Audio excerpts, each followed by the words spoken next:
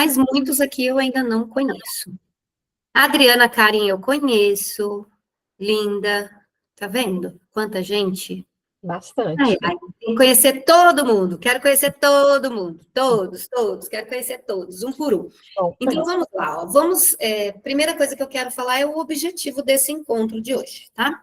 Eu venho conversando com vocês, principalmente aqueles que vêm participando das aulas comigo, e uma coisa que eu tenho dito para vocês, e o meu objetivo hoje é a gente focar bastante nisso, é sobre a importância de nós conhecermos, antes de qualquer coisa, o DSM, né?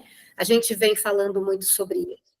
E quando a gente pensa no DSM, a gente precisa entender que o processo de diagnóstico, a Yasmin é nova, Yasmin, seja muito bem-vinda. Depois diga para a gente de onde que você é, tá bom? Se tiver alguém que é de fora de São Paulo, coloca aí para a gente saber. Tá? Tem bastante gente do Rio de Janeiro que eu vi que entrou. As meninas distribuíram lá, a Débora, a Camila, e aí tem bastante gente do Rio. Ó, a Cristiane é do Rio Grande do Sul. A Cristiane é uma querida, sexta-feira vai estar com a gente na aula de aba, né? Vai contribuir bastante aí na nossa fala, no nosso trabalho.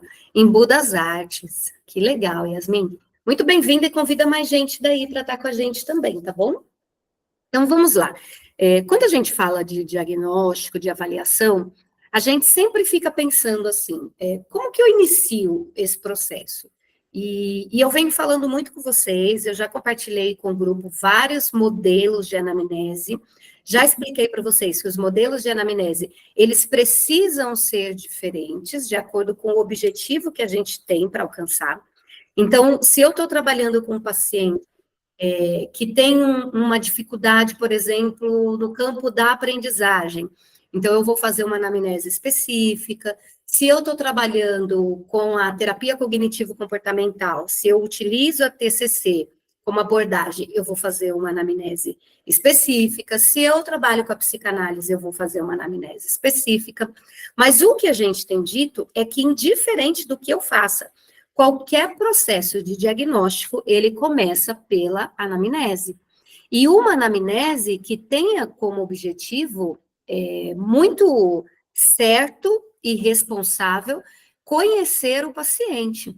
E eu não estou falando de uma anamnese engessada, eu não estou falando aquelas perguntas que eu pergunto, você responde, eu pergunto, você responde. A gente tem falado bastante sobre isso, mas um processo de anamnese é onde eu conheço o paciente, onde eu converso com o paciente, onde eu entendo quem é o meu paciente, e aí eu vou preenchendo os campos da anamnese. A minha conversa já fornece as informações, e aquilo que falta, aí sim eu pergunto, como, por exemplo, medicação, quando ele utiliza, tudo mais. Então, a primeira coisa, e a coisa mais importante, é iniciar sempre pelo processo da anamnese, de uma boa coleta da história de vida do paciente, tá? E aí, a gente pensa assim, tá, então, eu vou começar a tratar o meu paciente, eu preciso fazer o diagnóstico primeiro? Eu já não posso entrar e tratar o meu paciente? Dependendo do viés e da abordagem que você trabalha, você até pode. Então, por exemplo, se você trabalha com a psicanálise, tudo bem, né? Outras abordagens também permitem isso. Mas no caso da terapia cognitivo-comportamental, que a gente vem falando bastante dela, como que eu vou começar a trabalhar no pensamento do meu paciente, nessa mudança, nessa reestruturação cognitiva do paciente, se antes disso eu não trabalhar o meu paciente no campo de compreender o que está acontecendo com ele. Se eu ainda não sei se é depressão, se é ansiedade, se é bipolaridade, se é TDAH, eu não sei o que é. E como é que eu planejo a intervenção? Então, o objetivo que eu tenho com vocês hoje é mostrar para vocês a importância de iniciar os processos validando as hipóteses diagnósticas que você levanta. Então, levantou uma hipótese diagnóstica, começa a mover um trabalho para entender se é aquilo que realmente está acontecendo com o paciente. Não pode abrir mão de fazer isso, porque existem algumas patologias, existem alguns transtornos que eles vão fazer com que o paciente esteja constantemente em perigo, perigo de vida própria e perigo quanto ao outro que o cerca. Então, eu preciso estar muito clara e entendida de qual é a necessidade do meu paciente. E no caso da depressão, nós vamos, assim, pensar nisso com muita responsabilidade.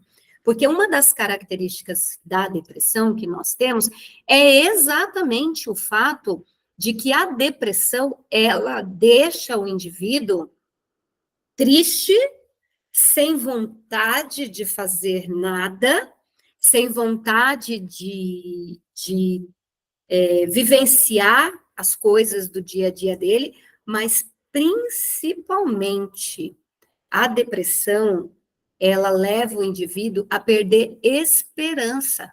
Então, a pessoa, quando ela entra num quadro, um transtorno depressivo, ela vai ficando sem esperança. E aí, como é que eu vou trabalhar o meu paciente, né? Aplicando técnicas, usando ferramentas, como é que eu vou? Ai, vamos fazer deixa eu aplicar aqui essa folha para construir novas alternativas. Mas ele não tem esperança. Se ele não tem esperança, do que vale?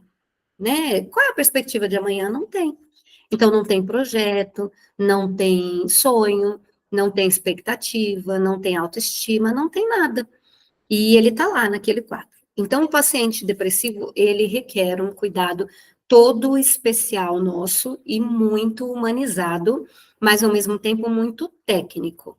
Não adianta só eu me compadecer do estado do meu paciente, acolher o meu paciente, tudo isso eu tenho que fazer, mas o processo terapêutico não consiste nisso, tá bom?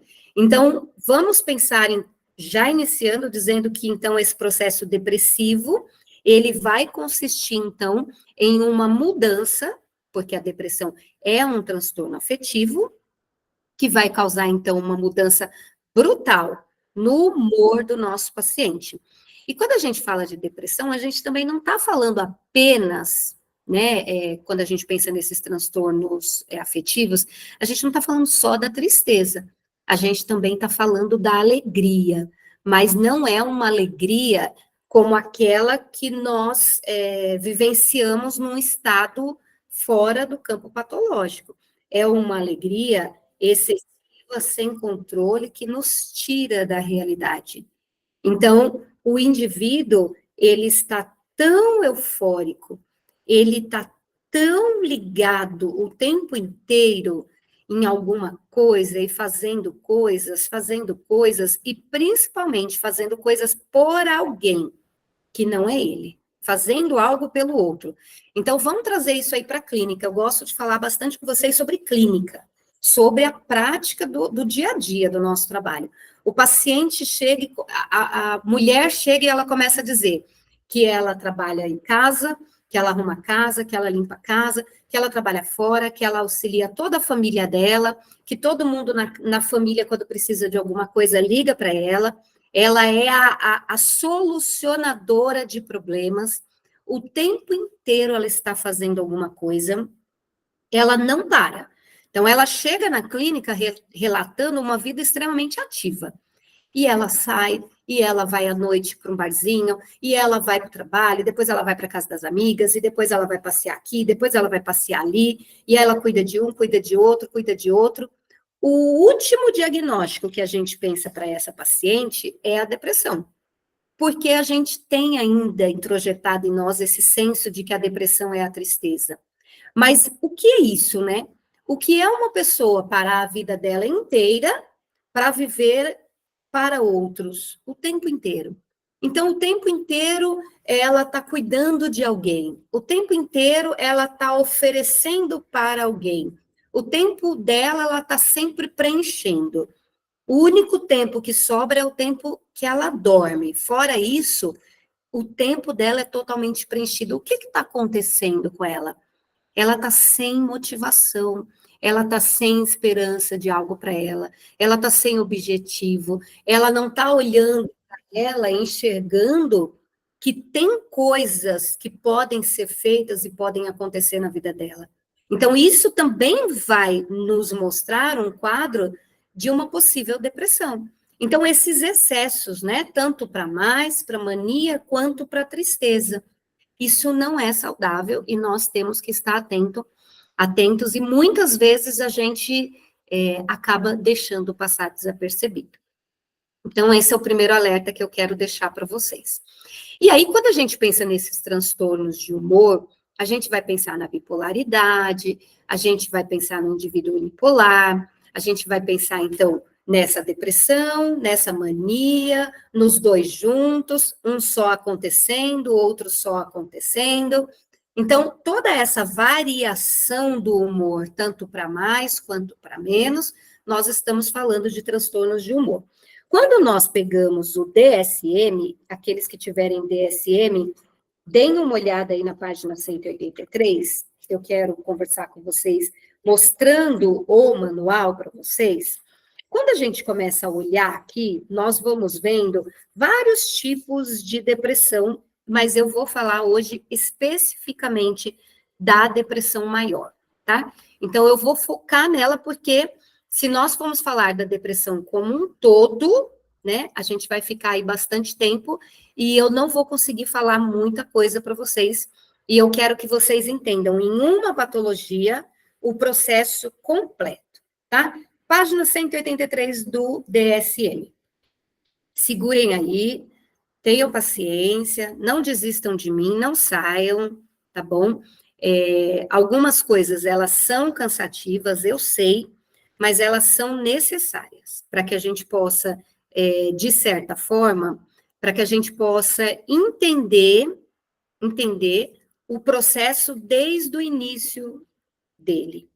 E aí eu quero conversar com vocês sobre o processo desde o início dele, tá bom?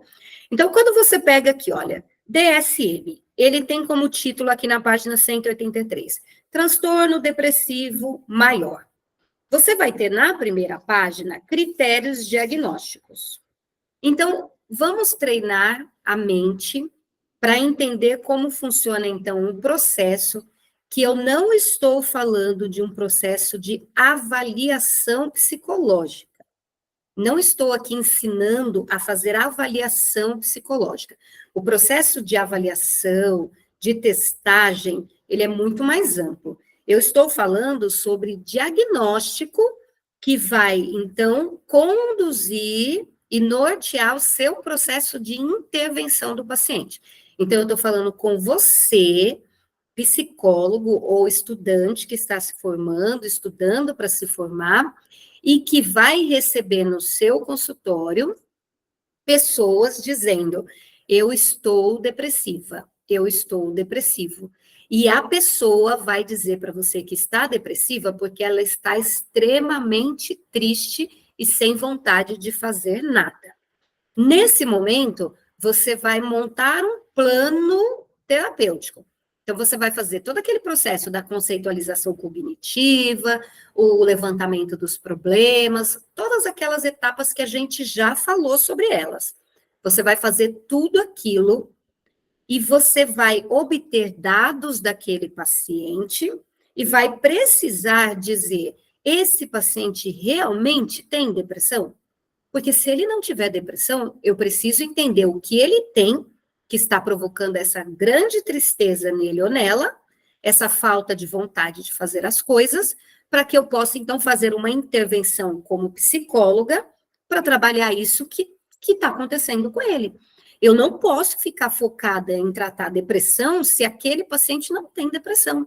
Aquele paciente, ele tem uma tristeza muito profunda porque ele perdeu. Ele perdeu o quê? Alguém morreu? Não, não morreu ninguém, mas ele perdeu algo. E aquilo que ele perdeu levou ele para um estado de luto. Então, eu não tenho que trabalhar depressão, porque não é o transtorno depressivo. Ele está vivenciando um processo de luto.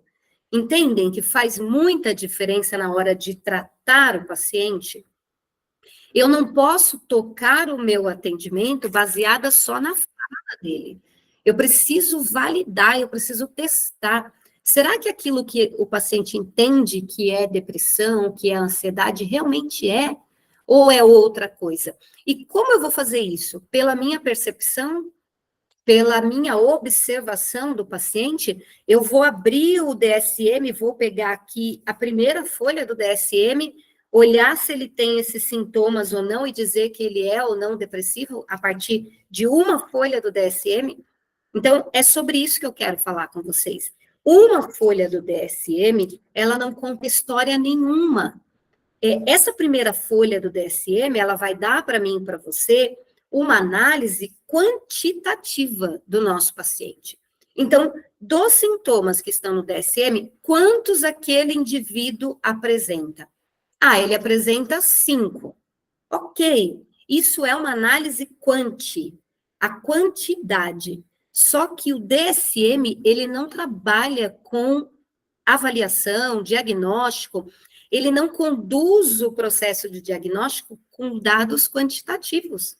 Não é quantidade, é a quantidade mais a qualidade, o sentido dos dados. Aí eu reúno a qualidade, a quantidade, dialogo entre os dois, crio um diálogo entre os dois, junto o histórico do paciente, que é aquela anamnese muito bem feita que eu fiz, e aí eu chego a uma conclusão.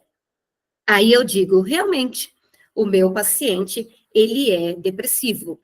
O meu paciente, ele é ansioso. Ele é bipolar, tá bom? Então, essa é a primeira questão muito importante. O DSM não é só quantitativo. Não é só quantidade. Ele é qualitativo também. E quando eu falo isso, as pessoas ficam um pouco... Mas como? Porque a maioria de nós não faz diagnóstico qualitativo. A maioria de nós fazemos diagnóstico só quant. Então, a gente pega lá, faz o questionário dos sintomas, vamos olhar aqui, ó. A primeira página do DSM, ela diz assim, ó, que o indivíduo, ele tem que preencher critérios diagnósticos quantitativos, que são os seguintes, olha, ele tem que ter 5 ou mais dos sintomas que estão aqui, para que ele possa, então, ser inserido num possível paciente depressivo. Ainda não é num paciente depressivo. E aí vai dizer assim, ó, aqui o DSM vai listar 5 sintomas. Humor deprimido na maior parte do dia, quase todos os dias. Eu vou ler só a primeira frasezinha do parágrafo, tá bom? Acentuada diminuição do interesse ou prazer em todas ou quase todas as atividades, perda ou ganho significativo de peso, sem estar fazendo dieta, obviamente, insônia ou hipersônia, agitação ou retardo psicomotor, fadiga ou perda de energia quase todos os dias, sentimento de inutilidade, capacidade diminuída para pensar ou se concentrar, pensamentos recorrentes de morte. Então, a primeira coisa que o DSM vai dizer é que para eu começar a cogitar a ideia de depressão maior como transtorno, é o paciente apresentar 5 ou mais desses 9 sintomas. Só que aí o DSM ainda não está satisfeito, assim como eu também não estou. Por quê? Eu posso ter um indivíduo que apresenta esses 9 sintomas, mas os sintomas dele não são relacionados à depressão. Ele desenvolveu esses sintomas por outra coisa. Então, o DSM, ele me ajuda mais. Ele me ajuda muito. E aí ele diz assim, olha, os sintomas causam sofrimento clinicamente significativo ou prejuízo no funcionamento social. E aí vamos abrir um parênteses. Quantas vezes a gente se depara com patologias, com patologias não, vamos esquecer o termo patologia, tá? Mas quantas vezes o paciente apresenta todos esses sintomas, mas tudo isso, ou muitos desses sintomas, eles estão mais relacionados a uma forma de ser que o paciente adotou para a vida dele naquele momento, a uma escolha que ele fez, a um ganho secundário que ele está tendo, a uma facilidade de alguma coisa. E então, o que ele está trazendo, que eu entendo que é sintoma de um transtorno, gera prejuízo na vida dele? Ah, não, não gera. Então, acabou. O DSM é muito claro. Patologia, transtorno, gera sofrimento. Transtorno gera prejuízo. Se um indivíduo diz para você que ele dorme até meio-dia todo dia, e ele acorda meio-dia e não tem vontade de fazer nada, ele quer ficar lá na casa dele, com as pernas para o alto, assistindo Netflix o dia inteiro. Quando chega de noite, sei lá, é um rapaz, ele vai jogar bola. Ah, eu vou jogar bola, mas eu vou super desanimado. O meu corpo está cansado, eu vou empurrado à força, porque nem jogar bola eu tenho vontade. Neste caso, você olha para ele e esse indivíduo, por exemplo, necessariamente, a gente não vai enquadrar num transtorno depressivo. Porque pode ser, percebam, pode, não estou dizendo que é. Pode ser que esse indivíduo, esse rapaz, ele tenha ficado em casa um dia, acordado 10 horas outro dia, no dia seguinte ele acordou 11, depois ele acordou meio-dia, aí no dia seguinte ele começou a acordar 1 hora da tarde, ninguém cobrou que ele acordasse mais cedo, ele foi se acostumando, quando ele acorda 1 hora da tarde, a comida dele está pronta, a casa está toda arrumada, ele tem alguém ali na casa dele, né, a mãe, o pai, ele tem alguém, e esse alguém tá fazendo tudo o que ele precisa, então, ele está ficando ali o dia inteiro assistindo a Netflix e ele está lá, ok? Quando chega de noite, é óbvio que num determinado momento, pela rotina que ele está tendo, pelo excesso de sono, por tanto tempo ali, o que vai acontecer com ele? É até esperado. Ele não vai ter vontade de sair. Quanto mais ele estiver ali naquela cama, naquele conforto, dentro da casinha dele, comendo, fazendo as coisas dele, ele tem dinheiro para pagar as contas que ele precisar pagar. Quando ele quiser fazer alguma coisa, ele pode fazer. Quando ele não fizer porque ele não quis, não teve vontade. Neste caso, existe muito mais por trás dessa falta de vontade de fazer alguma coisa, existe muito mais uma questão social, uma questão familiar, uma questão de hábitos, de rotina, que ele precisa mudar, que ele precisa reorganizar, do que um transtorno depressivo. Então, o DSM, ele diz para você, olha, tem que causar prejuízos e sofrimento, ok? Então, essa pessoa que não consegue fazer, que não consegue sair da cama, ela realmente não consegue, ela relata que ela está sofrendo com aquilo. E aquele estado que ela está gerando prejuízos na vida dela. Prejuízo acadêmico, prejuízo profissional, prejuízo na família, está gerando prejuízo. Então, é importante a gente se atentar. Mas aí, o DSM, ele ainda vai dar mais conteúdo para gente estudar, entender o que está fazendo e se sentir ainda mais seguro na hora de falar, olha, esse quadro, ele não traz sintomas compatíveis com o transtorno depressivo, porque não preenche isso, não preenche aquilo, não atende esse critério. Então, para nós ficarmos mais seguros, o item C dos critérios diagnósticos vai dizer assim, ó, o episódio não é atribuível aos efeitos fisiológicos de uma substância ou de outra condição médica.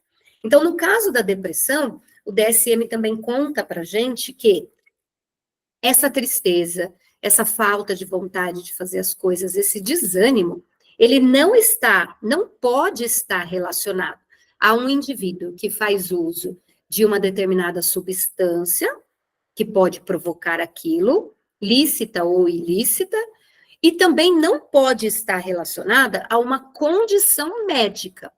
Como, por exemplo, a gente tem casos de pessoas que elas precisam fazer algum tipo de dieta, de restrição alimentar, elas precisam por orientação médica, por algum problema de saúde, e aquela restrição alimentar leva ela para uma tristeza, para uma falta de forças, de energia, uma desesperança, um sentimento de eu não tenho valor para nada, eu não consigo nada que eu planejei, eu não consigo nada que eu sonhei, nada que eu queria. Então, essa pessoa, o DSM está dizendo, olha, se por trás dele, do quadro que você está investigando, existe uma doença, uma condição médica, você não pode considerar esses sintomas, por mais que eles preencham a parte A do critério diagnóstico, você não pode considerar, porque não é. É um paciente que está apresentando para você um sintoma depressivo por conta de um outro estado que ele está. Mas aí o DSM, ele ainda vai nos ajudando muito mais. Ele vai colocando aqui para gente, ó, muito mais elementos que fortalecem e sustentam o diagnóstico. Ele diz assim, ó, os critérios A e C representam um episódio depressivo. Então, o paciente tem, ó, os sintomas, 5 ou mais sintomas, desses 9 primeiros. Aí ele tem o C, aqui, ó. O episódio não é atribuível, ou seja, esses sintomas têm uma justificativa médica, tá? Ou ao uso de uma substância. O DSM vai dizer que isso, então, representa um episódio depressivo, e não um transtorno depressivo, que você vai dar ao paciente o diagnóstico de um paciente, olha, existe um diagnóstico de depressão. Não. O DSM vai dizer que, neste caso, essas tristezas, esses sintomas, aliados a uma condição médica ou ao uso de uma substância, vai levar o seu paciente, então, para episódios depressivos. Isso é muito importante prestar atenção, por quê?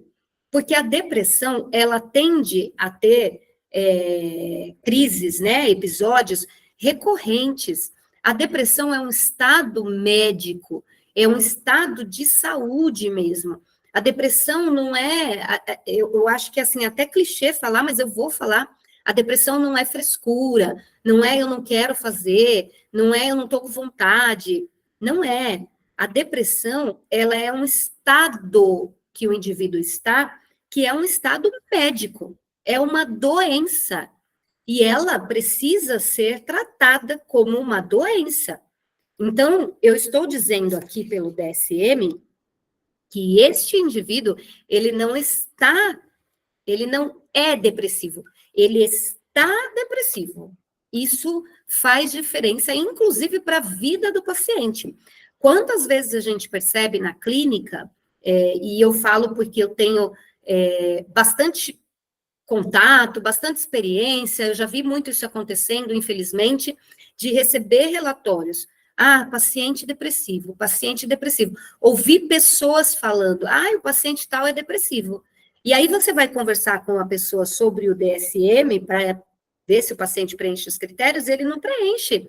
E eu costumo dizer para os profissionais, para os colegas, ou até para os meus alunos, que quando eu, como profissional da área da saúde, que sou escolhida pelo meu paciente para tratá-lo, para cuidar dele, para levá-lo para um estado de saúde e de bem-estar, eu já começo com um diagnóstico taxado, um símbolo para ele, eu dificulto tudo, porque nós, psicólogos, trabalhamos com a mente.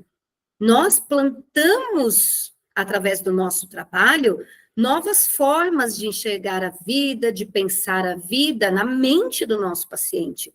Então, o mesmo resultado positivo que eu obtenho quando eu aplico uma ferramenta com meu paciente de reestruturação cognitiva, o mesmo resultado positivo ao aplicar essa ferramenta, no momento que eu vou lá e falo para o meu paciente, olha, mas isso aqui que você pensou sobre você, veja, e eu pontuo algumas coisas e mostro para ele que aquilo não é, aquilo está equivocado. Então, esse resultado positivo que eu consigo, aplicando uma técnica da TCC, eu consigo ele negativo quando eu olho para o meu paciente e digo para o meu paciente que ele tem um transtorno depressivo maior, sem que ele tenha, no momento em que ele está num episódio depressivo.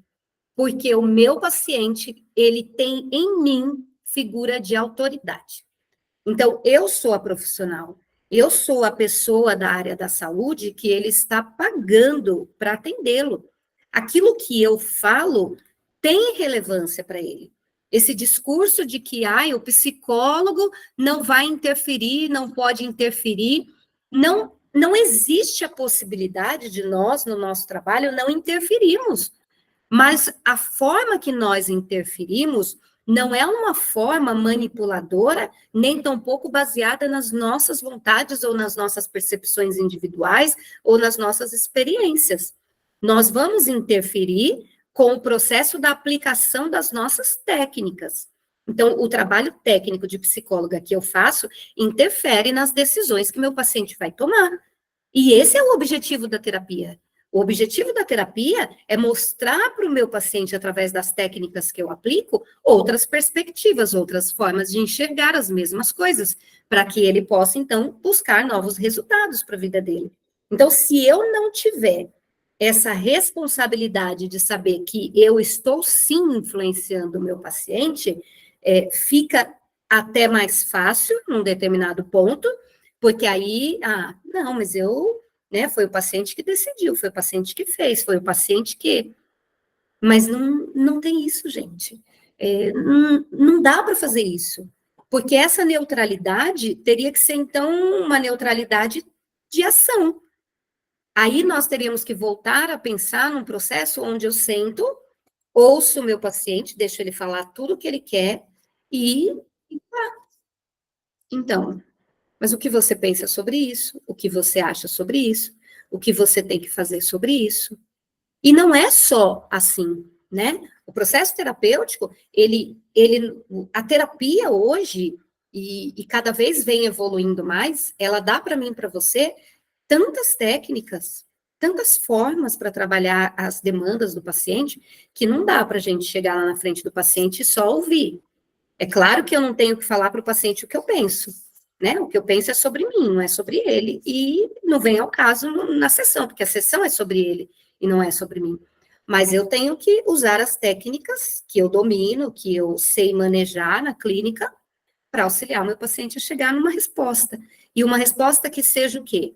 Que leve ele para onde? Para a saúde e bem-estar. Então, o diagnóstico só pode ser dado mediante realmente certezas, e o que nos dá certeza é isso aqui. É pegar o DSM e falar assim, olha, o meu paciente preencheu tudo isso aqui, tá? Então, aí o DSM vai dizer, então, que episódio depressivo maior, né? No caso do critério A e C, e aí ele vai começar a colocar aqui outras notas, né? Por exemplo, uma resposta a uma perda significativa, luto, ruína financeira, perdas por desastre natural, etc., pode incluir sentimentos de tristeza intensos, ruminação acerca da perda, insônia, falta de apetite, perda de peso observados no critério A, que podem ser muito semelhantes ao episódio depressivo. Então, o DSM vai dizer o que eu acabei de falar para vocês, que tem muitos sintomas que são de outras questões e que levam a gente para o transtorno depressivo como hipótese. Por isso que a gente não pode parar aqui, tá? Aí vem lá, vamos seguir aqui. Só que depois de tudo isso, vem o momento que eu começo a organizar, então, isso aqui. Eu já sei que os critérios quantitativos de quantidade são que o meu paciente preencha 5 ou mais desses critérios. Eu já sei que não pode ter uso de substância que gere algum desses sintomas envolvido, não pode ter uma condição médica, não pode ter uma situação pessoal que explique melhor os sintomas, e também não pode ter uma alegria por parte do paciente, ainda que seja muito camuflada, sobre aquela situação que ele está passando, tá? E parece estranho falar alegria, mas é exatamente sobre isso que eu estou falando, tá? Então, o paciente, ele não pode estar satisfeito com aquilo que ele está passando. Aquilo que ele está passando precisa ser, para ele, na visão dele, algo desconfortável, algo que o entristece por estar passando por aquilo. E aí a gente começa a pensar, tá, quantos laudos, quantos relatórios, quantos prontuários a gente enxerga escrito lá? Depressão. Diagnóstico, depressão. Até encaminhamento médico, tá? Depressão. Depressão maior. E basta dizer depressão? O DSM diz que não. Se você achava que basta, se eu achei que basta, o DSM está dizendo que não. Olha o que o DSM está dizendo, ó. Que quando eu vou falar sobre depressão em um relatório até para o meu e para o seu prontuário, eu preciso dizer do que eu estou falando, tá? Então, o DSM diz assim, ó, o código diagnóstico para transtornos depressivos maior está baseado em se este episódio é único ou recorrente, na gravidade atual, na presença de características psicóticas e em estados de remissão. A gravidade atual e as características psicóticas são indicadas apenas se todos os critérios são satisfeitos, né, atualmente, para um episódio depressivo maior. Os especificadores de remissão são indicados apenas se todos os critérios não estão atualmente presentes para episódio depressivo maior. Os códigos vêm a seguir.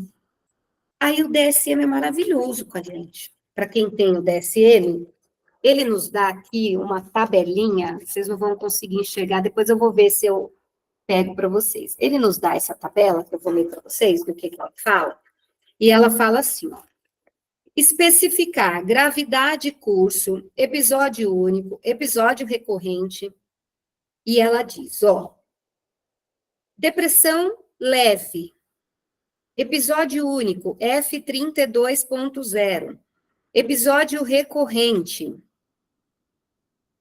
Peraí, já liberou? Liberou aqui. Episódio recorrente, F33.0. Moderado, F32.1. F33.1 para recorrente. Grave, com características psicóticas, F32.3, se foi um episódio único. Se foi mais do que episódio, F33.3. Remissão parcial, remissão completa, não especificado. E aí, você pode me perguntar, mas como que eu sei se é leve? Como que eu sei se é grave, se é moderado? Que tipo de depressão? Eu preciso necessariamente aplicar uma escala, como, por exemplo, a escala de Becker para depressão? Não, porque o próprio DSM também já me dá os critérios. Então, aqui, ó, leve, página 214. O DSM me leva para a página aqui, ó, que vai falar para mim o que é leve. Então, no próprio DSM, na frente do critério, você vai ter um parêntese, vai estar lá, página tal. O que são essas páginas? São as páginas do DSM que você tem que usar para colocar se é leve, se é moderado, se é grave. Aí a gente começa a entrar na parte onde o nosso trabalho vai ficando obrigatoriamente mais difícil do que parece, mas muito mais satisfatório, pelo menos para mim, tá? Eu prefiro ter mais dificuldades, mas ao final do meu relatório, um psiquiatra pegar o meu relatório e não refutar absolutamente nada. Eu prefiro ter mais trabalho, mas no final do meu relatório, se o meu paciente não ficar mais comigo e for para outro profissional, o outro profissional me chamar e falar, doutora, eu estou impressionada porque o seu relatório veio maravilhoso. Então, eu, Silvana, na minha prática clínica, eu prefiro ter mais trabalho, mas entregar uma coisa que realmente vai ajudar a tratar o meu paciente. Não adianta eu mandar para ninguém um relatório dizendo paciente depressivo, depressão maior. Não adianta. Porque a pessoa que for tratar esse paciente, ela não vai conseguir dosar o tratamento, adequar o tratamento à necessidade daquele indivíduo, porque eu não coloquei. E quantos e quantos e quantos relatórios a gente recebe sem essas especificações? Estou falando isso para vocês porque são muitos, tá? Então, o DSM também vai dizer assim, ó, se o seu paciente tem sintomas ansiosos dentro da depressão, você também precisa mensurar. E você também precisa mencionar no seu relatório, porque o tratamento, o processo psicoterapêutico, o tratamento psiquiátrico, todo cuidado àquele paciente é diferente. E aí o DSM diz assim, olha, para você dizer que ele tem sintoma ansioso, consulta lá a página 210 e 211. Vê se preenche. Preencheu? você vai colocar com sintomas ansiosos, características mistas, página 211. Características melancólicas, página 212. Características atípicas, página 212, parte B. O meu relatório tem que dizer, é leve, tem característica psicótica, tem característica mista, tem característica melancólica, ele tem que dizer. Tem que dizer. Eu sei que, gente, é trabalhoso. Eu entendo que, às vezes, na correria, são muitos pacientes, mas a gente tem que treinar a fazer isso. Porque o DSM ele tem que ser bem usado, né? E o diagnóstico tem que ser bem feito. A gente vai falar um pouquinho agora, daqui a pouquinho, da intervenção, e vocês vão perceber o quanto esse quebra-cabeça bem montado, ele interfere no processo de tratamento psicológico do paciente, tá?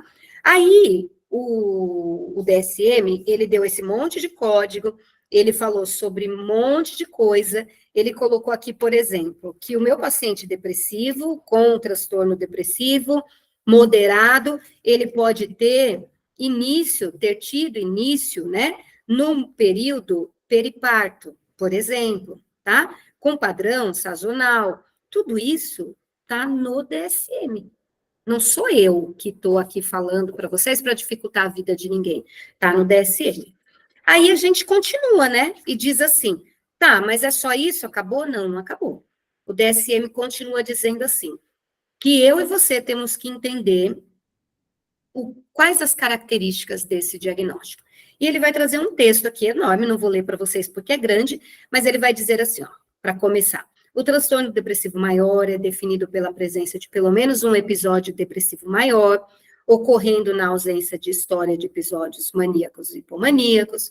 A característica essencial de um episódio depressivo maior é um período de pelo menos 2 semanas. Então, veja, aqui quando fala de 2 semanas, não tinha falado ainda antes. Então, se eu parei lá atrás e não segui até aqui, o meu diagnóstico já pode estar comprometido, porque eu já estou preenchendo tudo isso aqui sem continuar a leitura. E a leitura está dizendo, olha, um período durante 2 semanas, nessas 2 semanas o paciente apresentou humor depressivo, perda de interesse ou prazer em quase todas as atividades, pela maior parte do dia, quase todos os dias.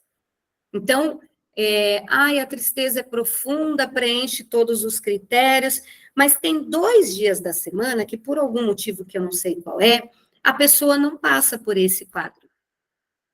Tá? 3 dias da semana, tem alguma coisa que acontece na rotina dela, mas ela fica até que bem. Então, peraí, o DSM está dizendo assim, ó, todos os dias, ou quase todos os dias, em todas as atividades, não está dizendo em alguma atividade específica. E é outro ponto onde a gente tem que ficar atento, porque o paciente conta para a gente que ele está muito desanimado, muito triste, muito sem vontade de fazer tudo o que está na vida dele. Antes de preencher e colocar o X lá na minha coluna, da minha folha, de que ele preenche esse critério, mas é todo dia, é todo dia. Mas como está a vida dele? O que ele faz? Né? Quais as atividades que ele teria, então, acesso naquele momento da vida dele? Porque talvez você, na terapia, possa propor alguma coisa para ele, e aquilo que você propôs, ele olha para você e o olho dele brilha. E ele acredita que aquilo que você está propondo para ele pode aplicar, e que ele talvez consiga fazer. Então, antes de seguir o processo do diagnóstico, vamos fazer a tentativa de buscar inserir na vida daquele paciente alguma coisa que ele identifique que pode fazer bem para ele. O que pode fazer bem para ele? Sei lá, ele vai contar para você. Se ele não contar para você, você vai reunir a história quem é o seu paciente e você mesmo, né? Você mesmo, você mesma, já vai poder propor alguma coisa para ele. Então, se nós testarmos, e durante essa semana, João, por exemplo, tá? E se durante essa semana nós testarmos inserir esta atividade? E se você conseguisse fazer isso? aquele projeto que ele tinha guardado na gaveta desde menino, tá? Uma faculdade que ele começou e nunca terminou, um curso, alguma coisa que ele quis fazer na vida dele, mas ele não conseguiu. E se a gente voltar, você acha que se você conseguisse retomar aquilo, isso te daria prazer? Ah, eu acho que me daria prazer. Então, veja, tem alguma coisa que pode tirar ele daquele estado de tristeza profunda. Isso é importante para a gente, né? Porque o processo terapêutico é isso, é buscar mais alternativas no próprio paciente, para tirá-lo do quadro de um transtorno, para tirá-lo desse rótulo e mantê-lo num lugar mais saudável. Agora, em último caso, quando você percebe que realmente o comprometimento é grande, preencheu todos os critérios e as suas tentativas de inserir ali, até que de forma ainda que seja só uma hipótese, mas você percebeu que ele não consegue, né? Que ele não consegue aderir às suas propostas, às suas tentativas, aí você já viu que realmente tem que manter ali, né, o processo de tratamento da depressão. Então, características diagnósticas, e aí aqui tem várias, tá? Características associadas, o transtorno depressivo está associado com alta mortalidade, em boa parte contabilizada pelo suicídio. Entretanto, esta não é a única causa. Por exemplo, indivíduos deprimidos, admitidos em asilos com cuidados de enfermagem, têm probabilidade aumentada de morte no primeiro ano. Frequentemente, apresentam tendências a choro, irritabilidade, inquietação, ruminação obsessiva, ansiedade, fobias, preocupação excessiva com a saúde, né, queixas de dor. Em crianças pode ocorrer a ansiedade da separação, né? Embora exista ampla literatura descrevendo, e aí vem bastante coisa, tá? Mas aí o que eu quero contar para vocês dessa parte? Esse alerta do DSM, que uma das características associadas ao quadro depressivo é aquilo que eu falei para vocês no início, é a ideação suicida. E o suicídio, né? A concretização do suicídio, a finalização desse ato. Então, a gente precisa entender que quando a gente está falando de depressão, a gente está falando de uma doença que ela é muito grave, porque a desesperança, a falta de expectativa para o amanhã pode gerar no indivíduo ele não ter mais vontade de viver. Eu não quero mais estar aqui, né? Não tem nada que me segure aqui, não tem motivo para eu estar aqui. Eu não consigo oferecer mais nada para as pessoas, e eu não sou mais bom, eu sou um peso, eu sou um fardo. Então, a depressão, ela envolve muito tudo isso. E a gente precisa estar muito atento a esses detalhes. Por isso que eu tenho tanta preocupação com o diagnóstico da depressão, para que ele aconteça realmente seguindo as normas e seguindo as diretrizes e a metodologia do DSM, porque aí você pode fazê-lo tranquilo e tranquila. A prevalência, o DSM também vai dizer assim, ó, a prevalência de 12 meses do transtorno depressivo maior nos Estados Unidos, né, é de aproximadamente 7%, com acentuada diferença por faixa etária, sendo que a prevalência em indivíduos de 18 a 29 anos, é 3 vezes maior do que indivíduos acima de 60 anos. Aí tem uma coisa bem legal aqui no DSM, eles dizem assim, ó, o achado mais reprodutível na epidemiologia do transtorno depressivo maior tem sido a maior prevalência do sexo feminino, com pico de ocorrência na adolescência, seguido por estabilização. As mulheres apresentam taxas aproximadamente 2 vezes maiores do que a dos homens. E principalmente entre, né, esse período de adolescência e o período em que estão entrando na menopausa. Mulheres reportam mais sintomas atípicos de depressão, caracterizados por hipersônia, apetite aumentado e paralisia de chumbo, se comparadas aos homens.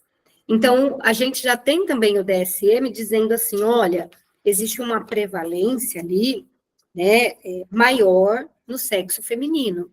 E principalmente na fase daquela adolescência, aonde inicia, então, o ciclo menstrual da mulher, e na fase da menopausa. Porque são fases que, por função típica da fase, já geram essas oscilações de humor. Então, no caso da depressão, ela acaba sendo muito mais agressiva e chegando com muito mais força no sexo feminino. Isso é importante para a gente também no consultório. Desenvolvimento e curso da doença, então o DSM também vai explicar.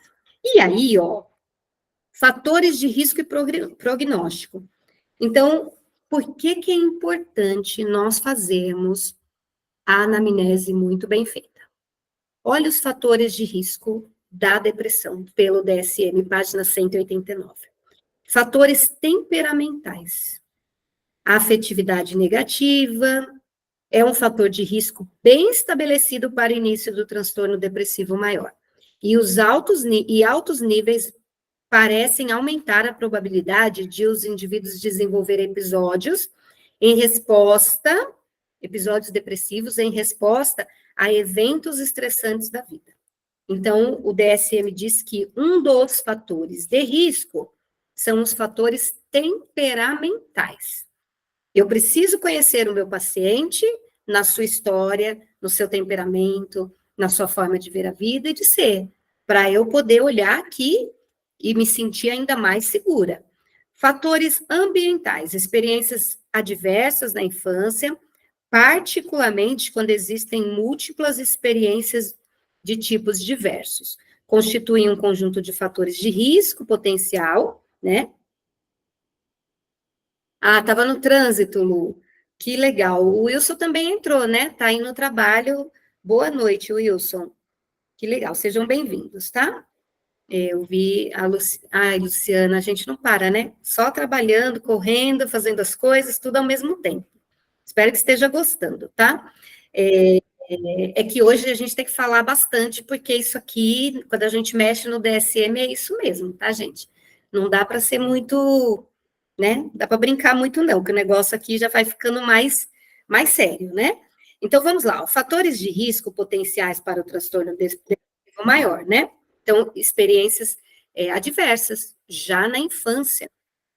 O risco de experiências adversas da infância, ele é maior para mulheres.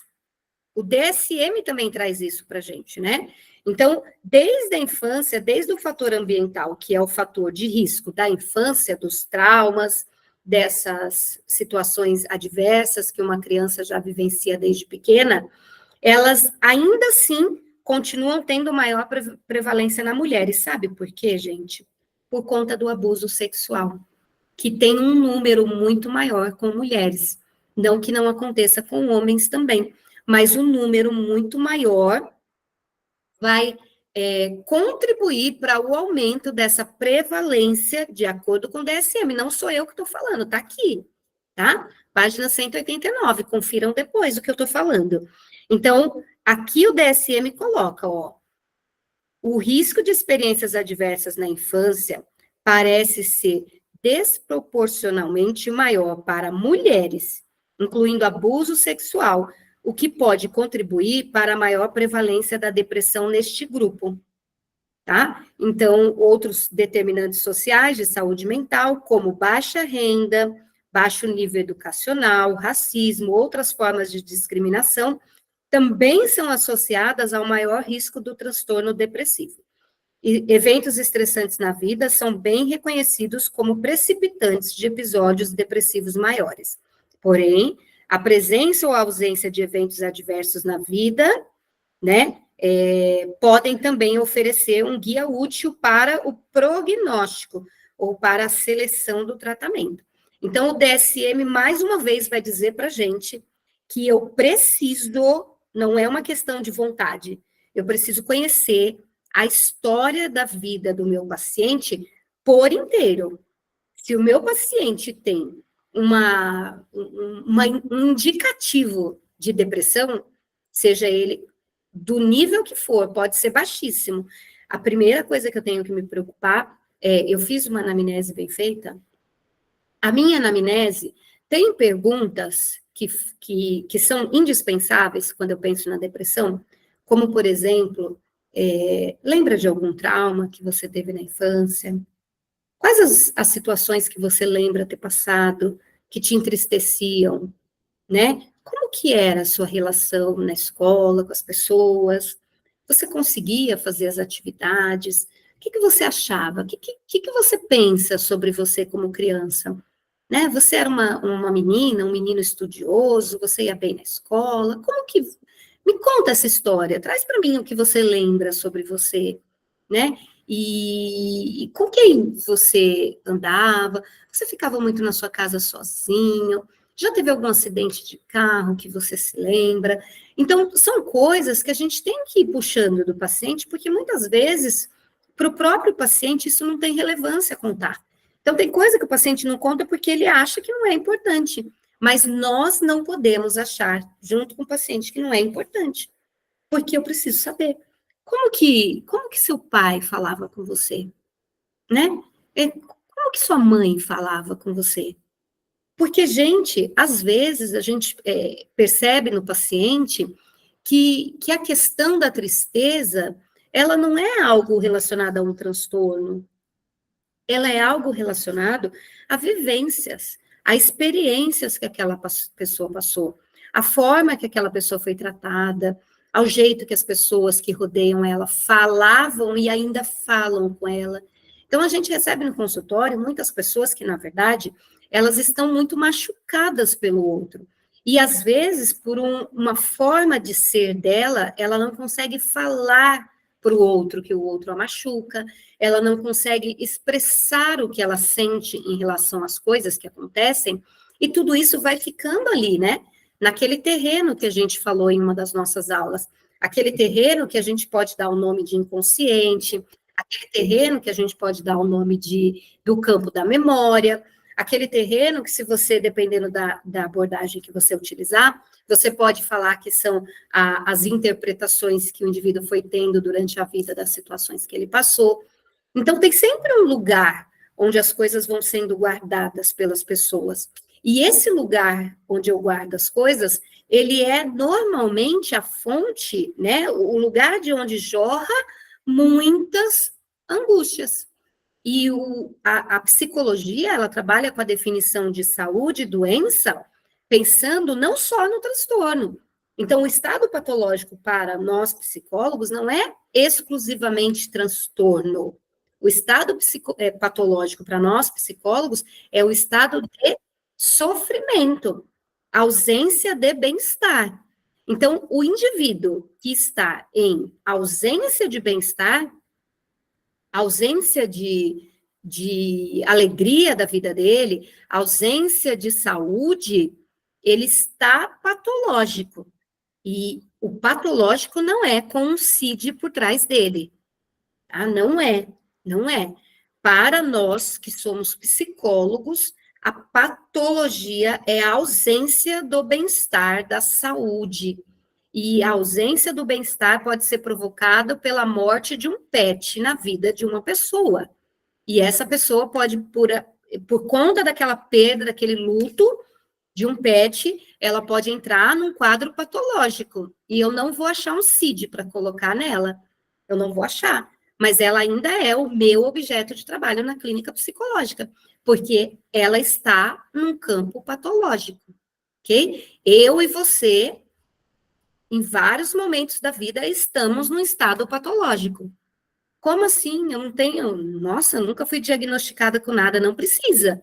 Só precisa você ter consciência de que estado patológico é todo momento da minha e da sua vida que nós estamos angustiados, tendo sofrimento, e esse sofrimento está levando a minha e a sua vida para algum tipo de prejuízo, em qualquer área. Prejuízo na minha relação com o marido, prejuízo na minha relação acadêmica, prejuízo nas provas, prejuízo no dinheiro, prejuízo. Tem prejuízo? Tem. Eu estou sofrendo? Estou. Patologia. Estado patológico, tudo bem? E esse estado patológico não vai estar aqui, não está no DSM, mas é o estado patológico que mais chega na clínica psicológica. É o que mais nos visita no consultório, porque todo mundo tem questões que precisa resolver e tratar.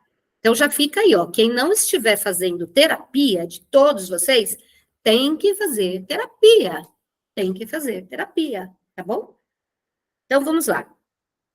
Fatores ambientais, fatores genéticos e fisiológicos, os familiares de primeiro grau de indivíduos com transtorno depressivo maior têm risco de 2 a 4 vezes mais elevados de desenvolver a doença do que a população em geral, tá? E modificadores do curso também. Essencialmente, todos os transtornos maiores são relacionados ao humor, ansiedade, uso de substâncias relacionados a traumas e a estressores, alimentação, obsessivo-compulsivo e transtornos relacionados. Todos eles aumentam o risco de desenvolvimento de depressão. Os episódios depressivos maiores, que se desenvolvem no contexto de outro transtorno, com frequência seguem um curso mais refratário. Então, olha, questões temperamentais, ambientais, genéticas, fisiológicas e modificadores do curso. São os fatores de risco da depressão, de acordo com o DSM. Aí vem aqui, ó, questões diagnósticas relativas à cultura. Então, o DSM também vai dizer para você que algumas coisas são relativas à cultura e não ao transtorno depressivo. Questões diagnósticas relativas ao sexo. Não há diferenças claras, de acordo com o DSM, não há diferenças claras entre os gêneros em relação à resposta ao tratamento. Olha que legal, o DSM está dizendo que, apesar da depressão ter uma prevalência maior no sexo feminino, quanto ao tratamento, não existe, não há diferença, pelo menos não uma diferença clara sobre as respostas ao tratamento. Então, a literatura, a ciência não mostra que o homem adere mais ao tratamento, a mulher adere mais, as respostas são melhores na mulher, são melhores no homem. O DSM não traz isso. Ele mostra um dado, né, que é um dado científico, que vem através de pesquisas pesquisas quantitativas, e depois ele vem dizendo que, indiferente dessa diferença, não há diferença na resposta, tá? Mulheres tendem a experimentar mais alterações no apetite e no sono. Aí aqui ele vai mostrar onde que os sintomas são maiores na mulher, que tipo de sintomas aparecem mais na mulher e que tipos de sintoma aparecem mais no homem. Consequências do transtorno depressivo maior. Ele vai trazer aqui várias consequências, e quando eu falo para vocês que ele diz que tem que gerar prejuízo para ser diagnosticado, você vem aqui e olha aqui, quais as consequências funcionais? Então, você vai olhar se o seu paciente apresenta algum dessas características, tá? Alguma dessas consequências está presente? Sim. Então, volta lá e escreve no seu relatório. De acordo com o DSM, uma das consequências funcionais do transtorno depressivo maior é a consequência tal. Fato este, né? Sintoma esse que prevalece, prejuízo esse que aparece, que prevalece, que se apresenta no paciente em questão. Então, é assim que você vai escrever. Diagnóstico diferencial. O DSM vai te dar vários transtornos que são parecidos, os sintomas, com os da depressão. Então, ele vai dizer para você que você tem que tomar muito cuidado. Antes de validar o diagnóstico de depressão maior, observe essas outras patologias e verifique se o seu paciente não se encaixa melhor em uma dessas. Se os sintomas não são mais parecidos com o dessas patologias, desses transtornos, do que da própria depressão, tá? Então, ele vai colocar aqui, ó, das depressões, do diagnóstico diferencial. Episódios maníacos, com humor irritável ou características mistas, transtornos bipolares, tipo 1 e 2, transtorno depressivo, devido a uma condição médica, transtorno depressivo induzido por uma substância ou um medicamento, transtorno depressivo persistente, transtorno disfórico pré-menstrual, transtorno de desregulação do humor, episódio depressivo maior sobreposto à esquizofrenia, transtorno esquizofreniforme, nome grande, esquizofreniforme, pronto. Transtornos delirantes, transtornos da esquizofrenia e outros transtornos psicóticos, todos eles, de acordo com... Tem mais aqui, ó. Transtorno esquizoafetivo, também. Transtorno de TDAH, déficit de atenção e hiperatividade. Transtorno de adaptação com humor deprimido, luto, tristeza e transtorno de luto prolongado. Então, todos esses transtornos têm características muito parecidas com a depressão, e o DSM diz que a gente precisa tomar cuidado para não dizer que é depressão e ser uma dessas patologias. E para não dizer que é uma dessas patologias e ser depressão, para não tratar o paciente errado, tá? Comorbidades. Ele vai falar também das comorbidades, né? Então, ele vai falar aqui bastante do transtorno do pânico, transtorno de ansiedade generalizada, transtorno de estresse pós-traumático, transtorno obsessivo compulsivo, anorexia nervosa, bulimia, e aí ele vai falar que enquanto mulheres são mais propensas ao transtorno da ansiedade, né, e a bulimia, homens são mais, deixa eu ver aqui, as mulheres, ansiedade e bulimia, deixa eu ver os homens. Abuso de álcool e substâncias. Tá? Então, acabou. Nós temos aqui, aí sim, do DSM, olha que legal. Nós vimos, então, que tem critério quantitativo, número de sintomas, e critério qualitativo. Há quanto tempo, com que intensidade, quais as possíveis causas, quais as outras patologias que foram testadas antes de validar o diagnóstico de depressão, para se fazer o processo diagnóstico diferencial, quais as comorbidades que o teu paciente pode estar apresentando, quais as características associadas ao quadro depressivo que você está diagnosticando, quais os fatores de risco que parecem ter contribuído para o surgimento, para o início da patologia no seu paciente. Então, tudo isso está tudo no DSM. E você consegue fazer um relatório muito completo do paciente, do caso, falando exatamente, usando só o DSM e a sua anamnese, claro, né? Então, a gente precisa estar, assim, muito atentos a esse manual e ao que esse manual pode oferecer. Eu vou agora falar um pouco do manejo e vou falar um pouco do tratamento, mas antes disso eu preciso pelo menos beber uma água e eu gostaria de saber se alguém, enquanto eu bebo água, quer falar um oi, pelo menos, né, assim, abrir a câmera, falar oi, tô aqui, professora, coisas desse tipo, assim. E aí, alguém? Alguém se habilita? Sim ou não? Aí que eu tô aqui brigando com a garrafa, gente, para abrir minha água. Não. Ó, o Wilson disse, eu tô aqui, o Wilson tá trabalhando, né? A Juliana tá sem microfone, mas disse que tá amando. Muito bom, Ju, fico muito feliz. Deixa eu ver, quem mais que tá aí?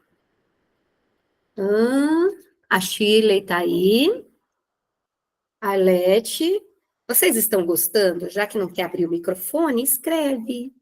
Escreve, fala assim, eu tô gostando, eu vou conseguir abrir essa água. Não, desisti, a água ganhou de mim, vou pegar a outra que tá aberta.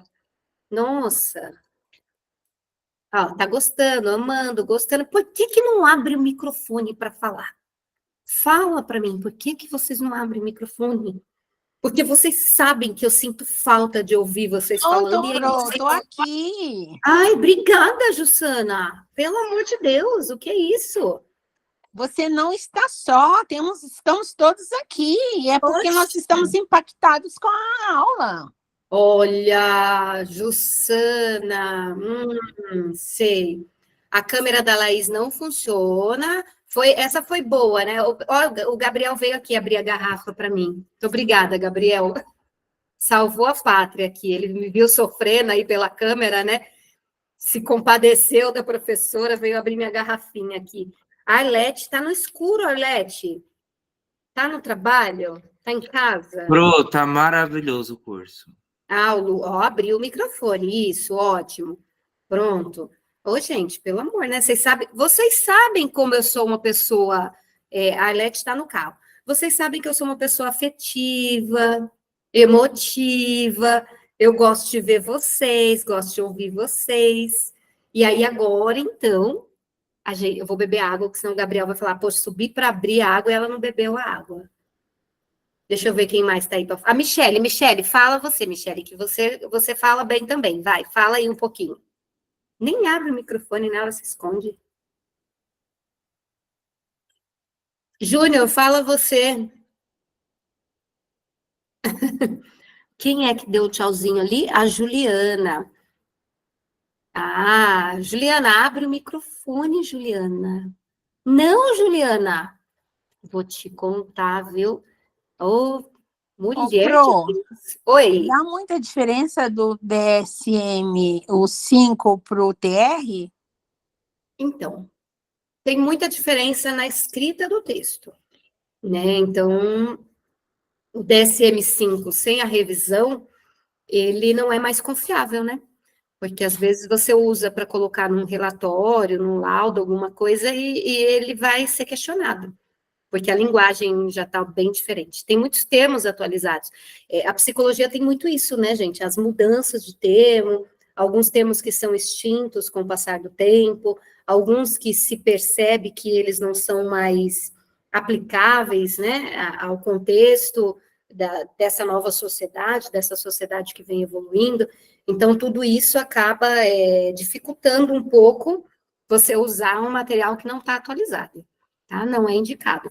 Até porque, assim, né? Se quem vai comprar agora já compra o revisado. E quem ainda não comprou, espera mais um pouquinho, né? Para poder comprar o revisado. Eu acho que o preço é até o mesmo, não é? É que tem gente que já tem o outro, né? O Aí, TR na Amazon tá numa promoção bem legal. Tá com uma promoção, parece que até o dia 20, R$ 194. olha lá, tá ótimo, né? Porque o preço normal dele é quase 240. Então, Na Amazon é 231, no Mercado Livre está 260, 270. isso, ó, gente, quando vocês pegarem o DSM de vocês, comprarem, vocês vão ver como é gostoso ficar colocando essas etiquetinhas aqui, ó. É tão bom colocar uma por uma dessas etiquetinhas. É tão relaxante, né, Débora? Ó, a Débora que colocou. A Débora tá aí, ó, na sala, tá dando risada. Agora você ri, né, Débora? Mas na hora não teve risada nenhuma, né? Nada de relaxante, mas agora você tá rindo. Temos uma princesinha Gente, aí na câmera, Pro. oi? Temos uma princesinha na câmera. Ah, tá vendo? Olha lá, o Wilson. Você não tá trabalhando hoje, Wilson? Não, não, hoje não estou trabalhando, não. Tava no culto agora, acabei de sair da igreja e estou com a minha filha aqui do meu lado. Ah, que maravilha! Que linda, princesa! Boa noite, prazer em te conhecer. Isso. Os meninos agora, os ciumentos chegaram também. Olha isso, olha que belezura, que alegria. Parabéns. Parabéns pela família, hein, ô, doutor? Obrigado. Bora estudar muito, para trabalhar muito, para ganhar muito, Miguel, para vem cuidar cá. da família. Esse bonitão aqui que eu falei que tá no espectro. Ah, que lindo, olha que rapazão. Miguel E Arcanjo. sexta-feira já traz ele aí pra gente. Que legal. O Wilson tá lá no Rio de Janeiro, gente. Tá lá no Rio acompanhando a gente. Então vamos lá, bora, vamos continuar aqui, porque agora a gente vai falar rapidamente, não vou passar do horário com vocês. A gente conversou um pouco nas aulas passadas. Para quem chegou agora, quem já vem me acompanhando há um tempo já sabe, né? Eu fiz com vocês um curso, que foi um curso para a gente entender um pouco como utilizar ferramentas da TCC, pensando no tratamento, tá? Eu não sei quantos de vocês que estão aqui fizeram esse curso comigo. Eu fiz 2 vezes, aquele de ferramentas, né, da TCC.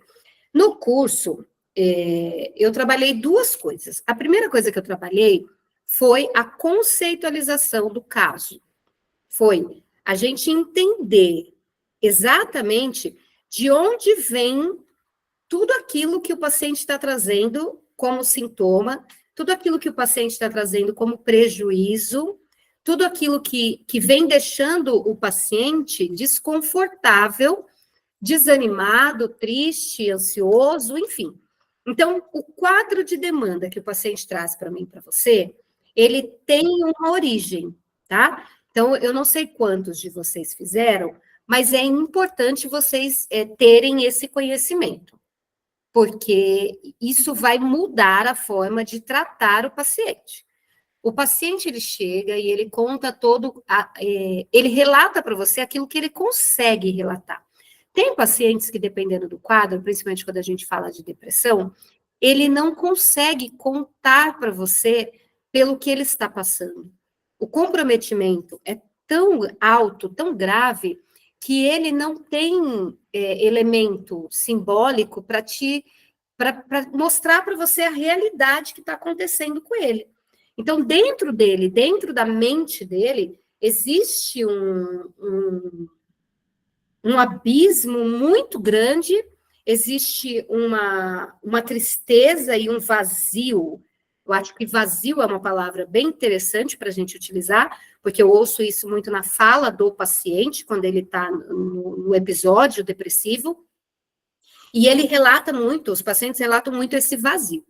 Então, o paciente, a pessoa, seja tristeza ou seja depressão, vamos considerar que a tristeza, ela vem a partir de uma causa, de uma situação, de um estímulo.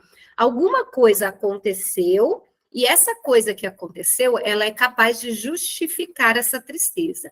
Ainda que seja uma tristeza muito intensa, que gera um vazio, mas ela tem uma causa. Então, você acha a causa, e aí você entende que aquilo que seu paciente tem, então, é tristeza, porque tem causa. Aquilo que o seu paciente tem de vazio e que não tem causa, e que ele não consegue nem sequer expressar para você em palavras o que ele está sentindo e o que está acontecendo com ele, e por que ele não consegue fazer, por que ele não consegue sair de casa, por que ele não consegue levantar. E a depressão tem esse problema sério, que é o fato de que a gente vive numa sociedade onde as pessoas olham para outra, muitas vezes diante da depressão, e falam assim: se anima, tenha força, levanta, sai de casa, vai fazer, vai para a rua, vai fazer alguma coisa. Mas o indivíduo não faz, não é porque ele não quer, ele não faz porque ele não consegue. Ele não consegue, ele não tem forças. Por isso que a depressão, em muitos casos, principalmente nos casos moderado a grave, ela vai pedir a integração do tratamento com o profissional psiquiatra. Porque existem muitos casos em que na clínica psicológica, para eu conseguir intervir nesse paciente, eu preciso que ele esteja com algum tipo de controle dessa tristeza tão grande, desse vazio. Porque se eu não conseguir conter esse abismo que se forma dentro dele, ele vai se perder no abismo. E não tem o que eu possa fazer, porque ele não vai chegar até mim. Então, o quadro depressivo, quando ele se agrava, o paciente ele não consegue chegar até nós, chegar até o psicólogo. E quando ele chega até o psicólogo precisa estar atento para quê? Para, dependendo do nível, da intensidade, não deixar esse quadro agravar, porque ele vai sair da terapia, porque ele não vai ter forças para ir para a terapia. Gente, vamos pela lógica. Não vamos trabalhar com romantismo. Vamos trabalhar com a lógica. Um indivíduo num quadro depressivo, se eu na terapia estou monitorando, estou vendo que o quadro está agravando, eu não estou integrando o tratamento, não estou trazendo um psiquiatra para o contexto, aquele paciente não está sendo medicado, o quadro está piorando, vai chegar um momento que ele não vai mais conseguir. Então, essa pessoa não vai mais sair da casa dela, e ela não vai chegar na terapia. Ela não chegando na terapia, acabou. Não tem mais o que eu, psicóloga, posso fazer. E aí, a gente ainda tem outra situação, que é a situação onde o paciente chega na terapia, ele vai até a terapia buscando ajuda, buscando tratamento, mas ele não está medicado, ele não está em condições de nós fazermos com ele o nosso trabalho. Então, existem casos em que nós temos que dizer para o paciente que o nosso trabalho não pode seguir sem a consulta com o psiquiatra. Ainda que o psiquiatra decida não usar o remédio, tudo bem, foi a decisão médica, mas nós não podemos negligenciar a nossa parte, que é a parte de integrar. É muito sério isso que eu estou falando, porque a nossa cultura, a cultura nacional, a cultura brasileira, ela é uma cultura que ainda tem muita resistência ao remédio por conta do padrão social, do fato social, da questão social, de que o indivíduo que está tomando o remédio, ele é louco, ele está no fundo do poço, ele está acabado, ele isso, ele aquilo. E aí nós temos o oposto dessa cultura acontecendo, que é a cultura do uso do remédio sem a necessidade. Então, o Brasil também tem muitos quadros onde remédios para questões do campo psicológico, do campo psiquiátrico, da saúde mental, são utilizados para outra finalidade. Então, você tem muito remédio para TDAH sendo usado para emagrecer. Você tem remédio para isso sendo usado para aquilo. Você tem remédio para aquilo sendo usado para isso.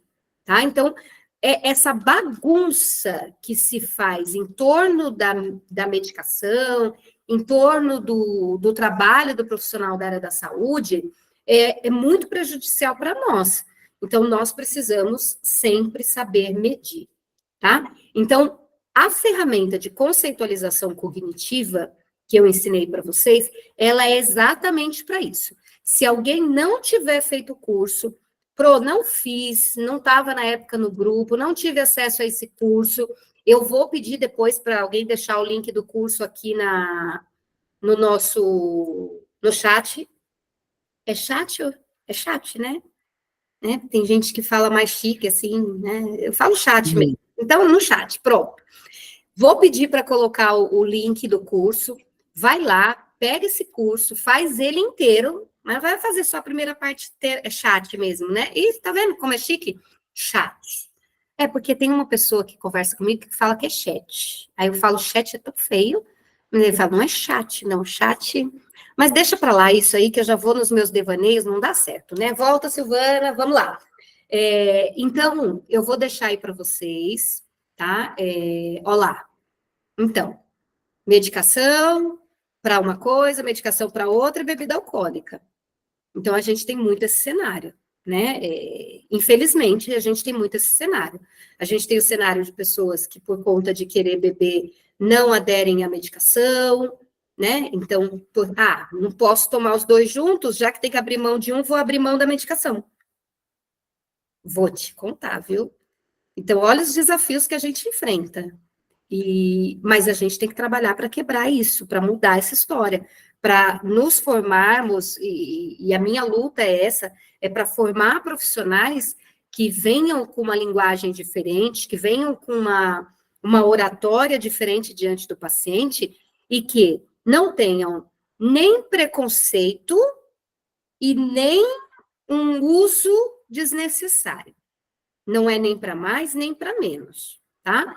E quando você iniciar o tratamento com o paciente, na sua conceitualização cognitiva, você já precisa também entender quais as relações dele com o campo medicamentoso.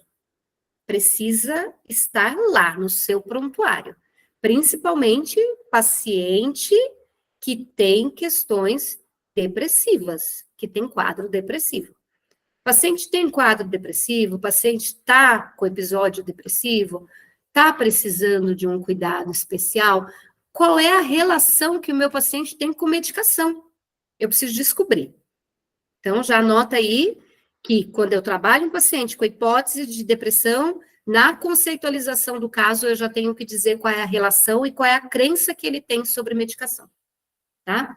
Para que eu possa também, se necessário, trabalhar uma ferramenta da TCC ou da abordagem que eu utilizo para mudar a forma que ele pensa e que ele entende aquilo. É indispensável. Depois que eu entendi, então, qual é a relação que o meu paciente tem com a medicação, eu vou avançando. Eu tenho lá uma anamnese, eu já sei a história de vida do meu paciente, e eu preciso pensar que, quando eu, na clínica psicológica, trabalho com depressão, eu tenho que saber qual é a idade que o pico da depressão acontece, que normalmente é de 20 a 30 anos, as primeiras crises tendem a acontecer. A adolescência é um período onde o indivíduo está muito suscetível.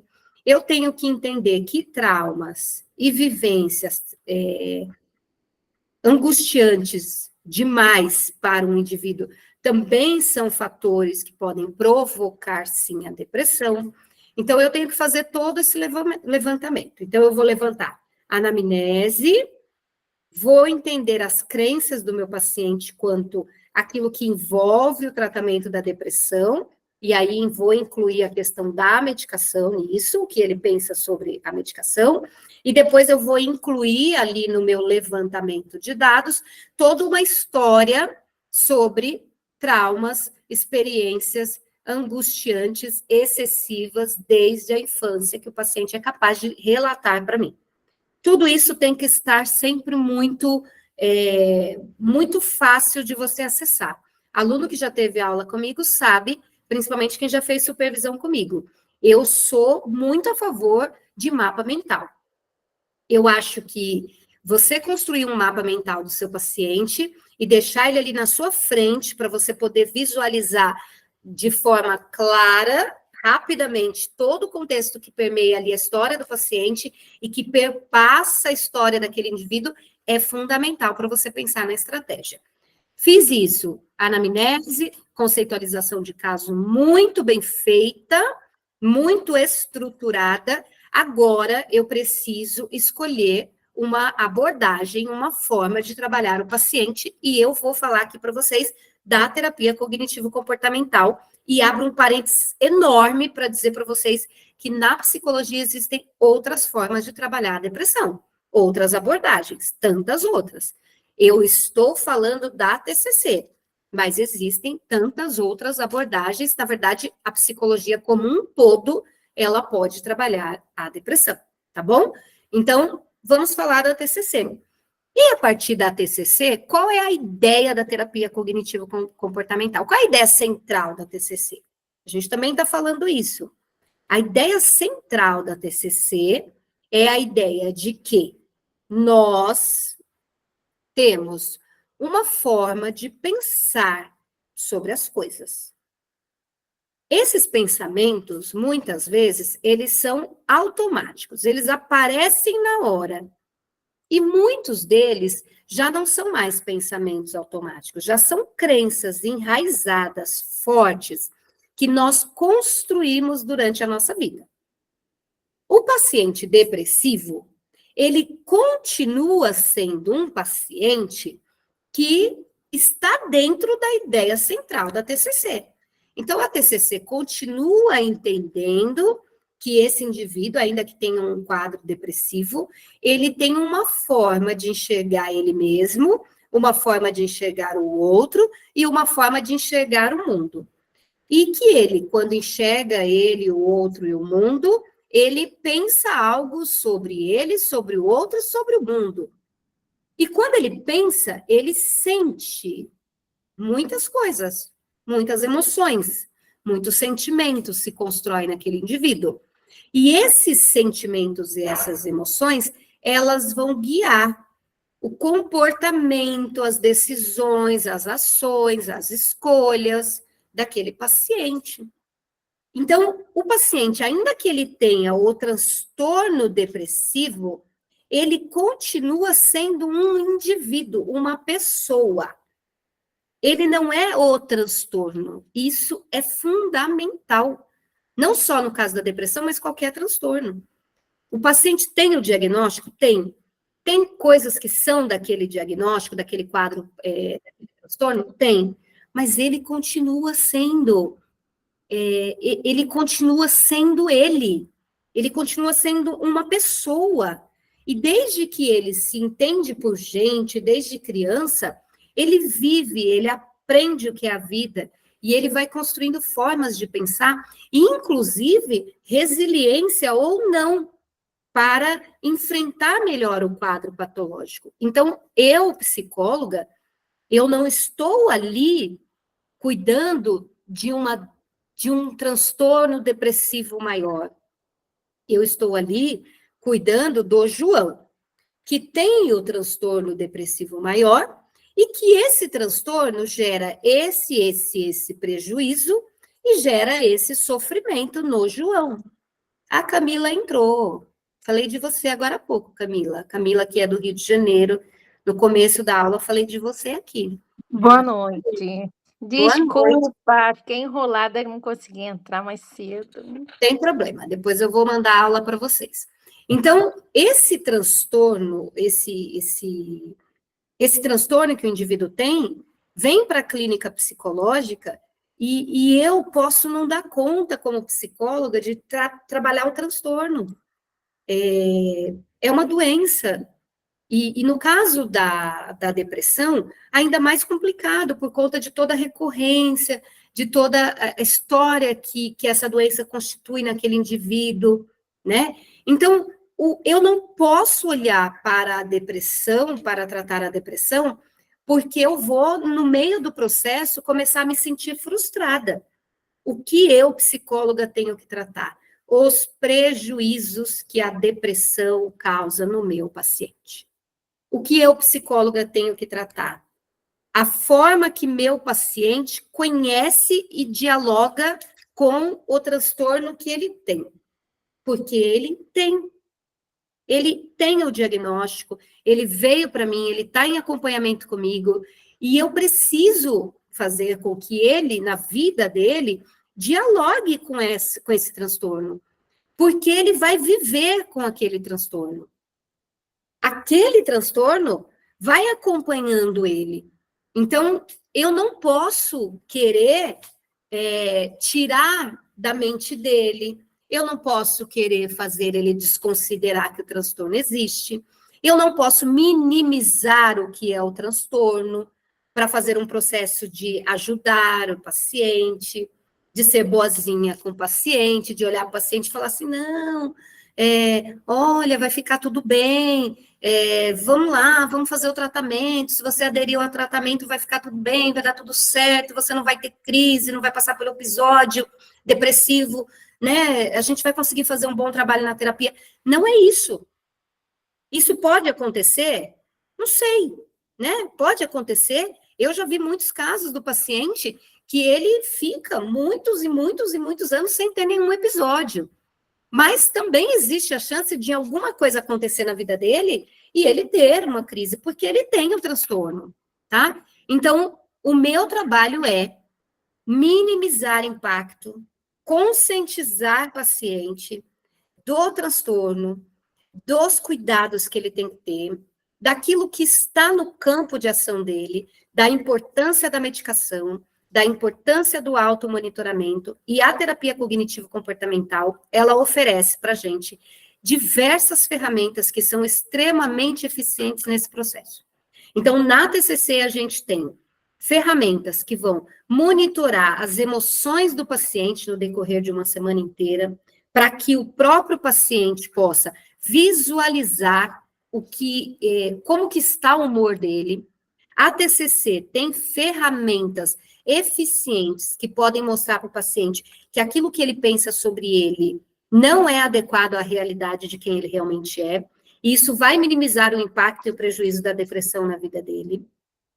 A TCC tem ferramentas que vão ajudar a tirar o paciente do estado de prostração e colocar o paciente num estado elevado de combate àquilo que vem prejudicando o dia a dia dele. Então, a gente tem ferramentas eficientes para isso. A TCC tem ferramentas que você vai poder trabalhar com esse paciente depressivo, que são ferramentas onde ele vai monitorar a forma que ele pensa, ele vai entender o que esse pensamento está gerando de emoção nele, e depois ele vai ver o que esse pensamento e essa emoção leva ele a fazer. E aí ele vai entender que é lá atrás, quando ele mexe nesse pensamento, essa ação muda também.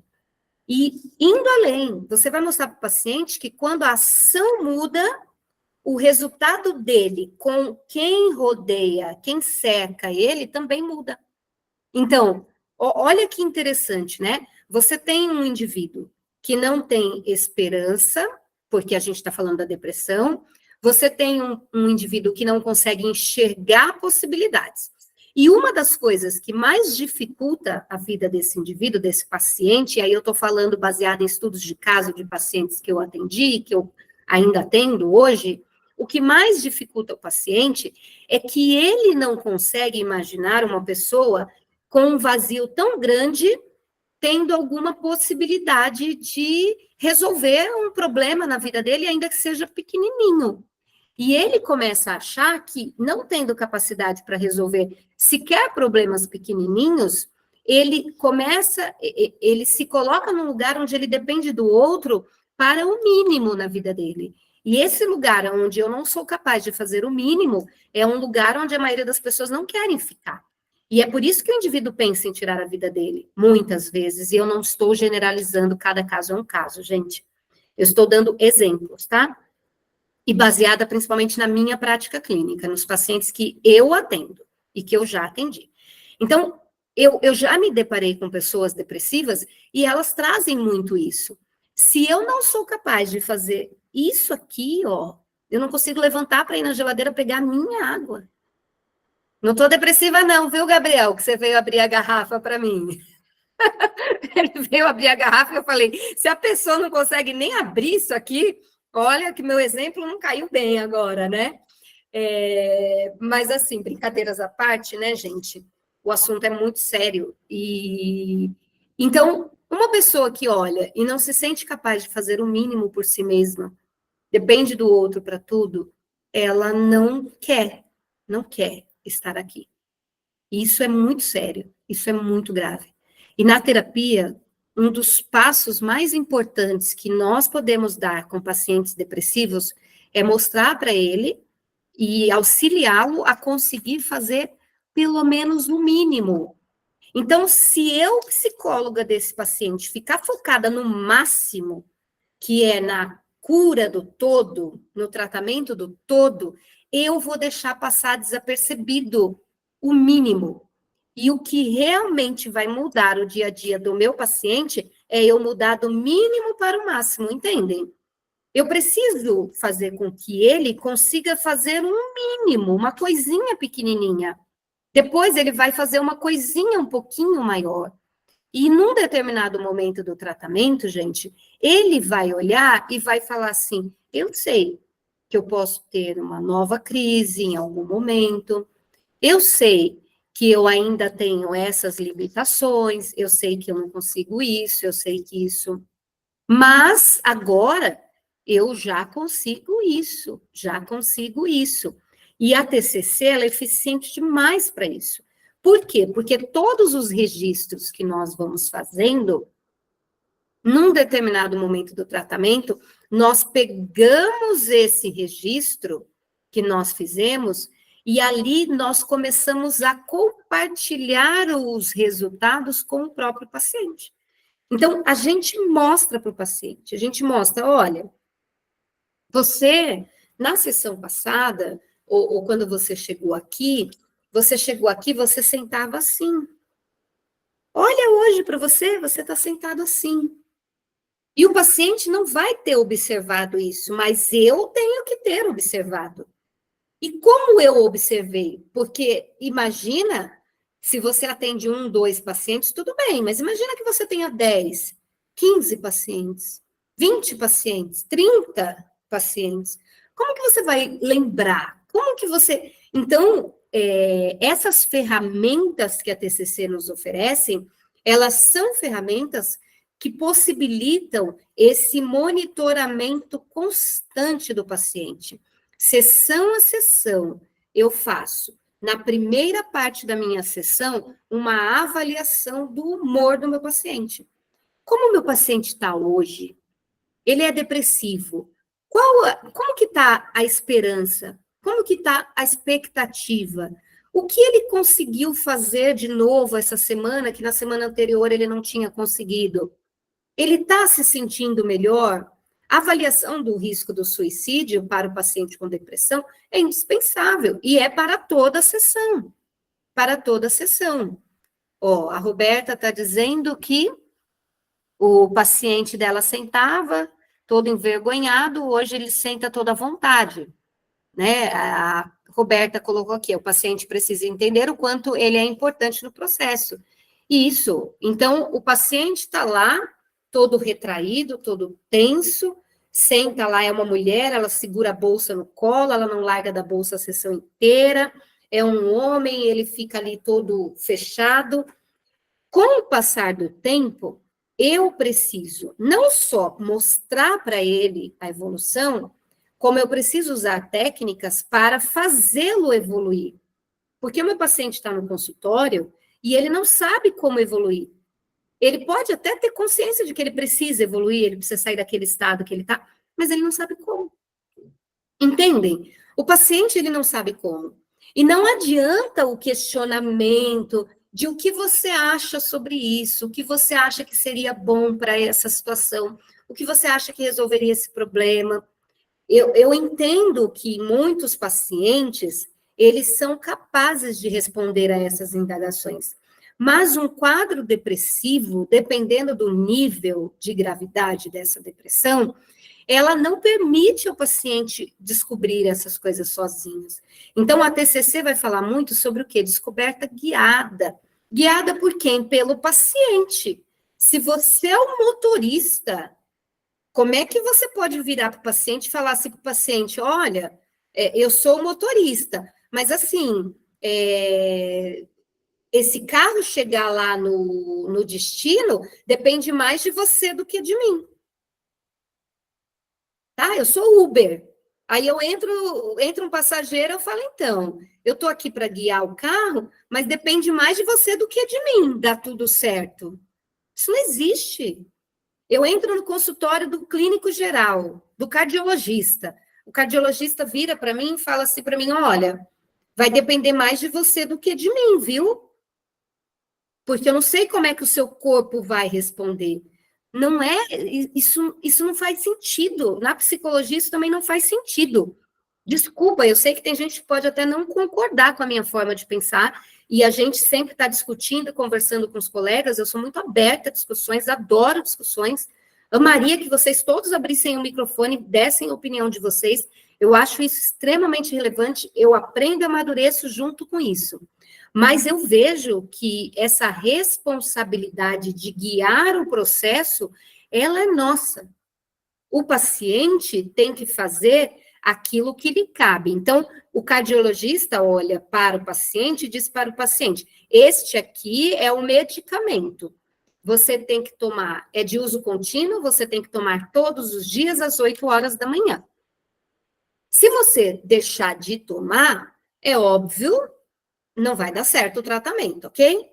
Isso eu posso fazer na terapia também. Então, eu vou olhar para o meu paciente e vou dizer assim, olha, eu preciso que você venha, eu preciso que você esteja aqui. Porque se você não vier, não tem como eu fazer o meu trabalho. Eu preciso de você aqui, ok? Mas o médico, quando fala para o paciente, olha, você tem que tomar todo dia. Essa é a sua parte, acabou aí, amigo. Acabou aí. Porque se o remédio vai fazer efeito ou não, naquele paciente, não depende nem do médico, nem do paciente. O organismo dele pode apresentar alguma resistência, ele vai voltar no médico e o médico vai trocar a medicação. Então, nós vamos aplicar a nossa técnica no paciente. Essa é a nossa parte. Aplicar a técnica e da forma correta, metodológica correta. Esse é o nosso papel, não é o papel do paciente. Ok? E o papel do paciente é vir ao consultório, entrar no consultório e querer aquilo que nós estamos fazendo com ele. Ele quer o tratamento e veio. Eu aplico o tratamento. O tratamento pode dar errado? Sim. Isso acontece na ciência como um todo. E a psicologia é ciência.